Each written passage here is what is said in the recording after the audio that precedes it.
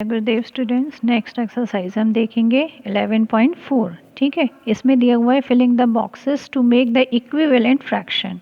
Equivalent fraction क्या होते हैं? ऐसे फ्रैक्शन जिनको अगर आप कैंसिल भी करोगे, डिवाइड भी करोगे तो सेम नंबर बताएगा। ठीक है, तो जैसे कि यहाँ पर हमें डिनोमिनेटर दिया, इधर न्यूमरेटर डिनोमिनेटर दोनों दिया है और इधर सिर्फ डिनोमिनेटर दिया है। दैट मीन्स इधर पर हम इसके डिनोमिनेटर से इसको कंपेयर करके फिर ऊपर वाला फिल करेंगे, है ना।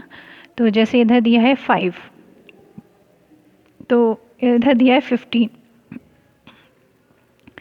तो अब यहाँ पर फिर 5 में कितना इंटू करने पर 15 आता है। ठीक है, तो 5 में 3 इंटू करने पर 15 आता है। ठीक है, तो उसी 3 को हम ऊपर से भी इंटू करेंगे, है ना, सेम नंबर से। तो इधर पर भी 3 इंटू करेंगे, 3 3 ज़ा यहाँ पर 9 आएगा। ठीक है, नेक्स्ट इधर पर अगर हम देखें तो इधर पर हमको न्यूमरेटर डिनोमिनेटर दोनों दिया हुआ है, इधर सिर्फ हमको न्यूमरेटर दिया हुआ है। तो इधर पर देखो 88 को किससे डिवाइड करने पर 11 आएगा, है ना।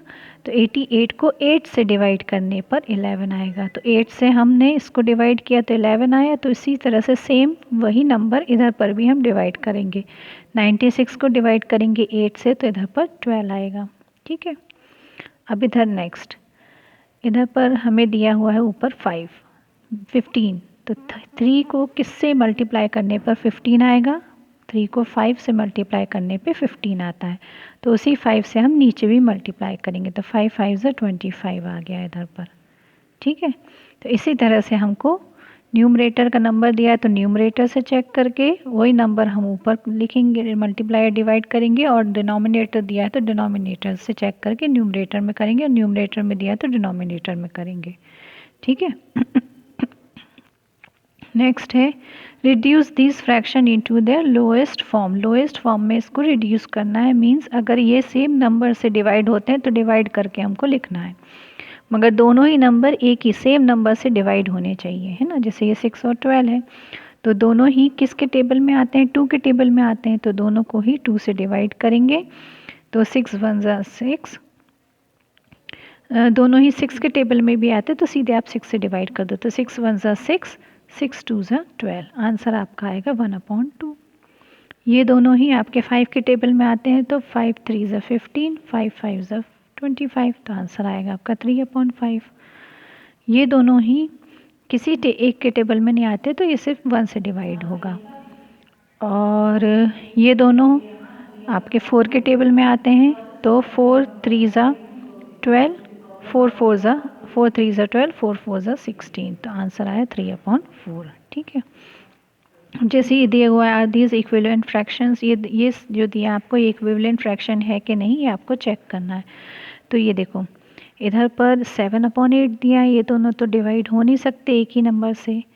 इधर 21 और 56 दिया है। ठीक है, तो ये 7 के टेबल में आता है 21 भी। तो 7 3 ज़ा 21 और 7 8 ज़ा 56। तो ये देखो एक सा नंबर नहीं आया तो ये 9 आ जाएगा।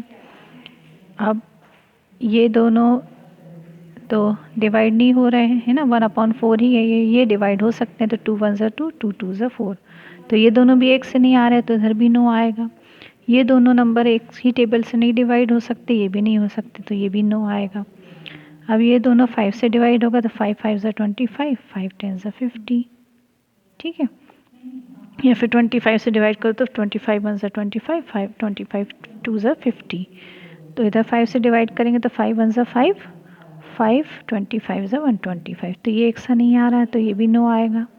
अब इधर देखो तो ये 7 1 ज़ा 7, 7 7 ज़ा 49, 8 1 ज़ा 8, 8 8 ज़ा 64। ठीक है, तो ये भी एक सा नहीं आ रहा तो यहाँ पर भी 9 आएगा। इधर देखो अब आप 3/4 ये एक से नंबर से नहीं डिवाइड हो सकता, इसको एज इट इज़ रखेंगे। नेक्स्ट देखो तो ये 9 के टेबल में अपन देखेंगे तो 9 3 ज़ा 27, 9 4 ज़ा 36। तो ये एक सा नंबर आ गया तो इधर यस आएगा। इधर पर भी 0 से 0 कैंसिल हो जाएगा तो 4/8, 4/8 ये भी एक सा नंबर आ गया तो यस आएगा। ठीक है, ये दोनों डिवाइड नहीं हो रहे एक ही नंबर से, ये डिवाइड हो जाएगा। 2 से 2 1 ज़ा 2, 2 3 ज़ा 6। तो ये एक से नंबर नहीं आता है, आ रहे हैं तो नो आएगा। ये भी डिवाइड नहीं हो रहा है एक से नंबर से, तो ये भी नो आएगा। अब ये 5 के टेबल से हो जाएगा, 5 2 ज़ा 10, 5 3 ज़ा 15, ये एक सा नंबर आ रहा है तो ये भी यहाँ पर यस आएगा।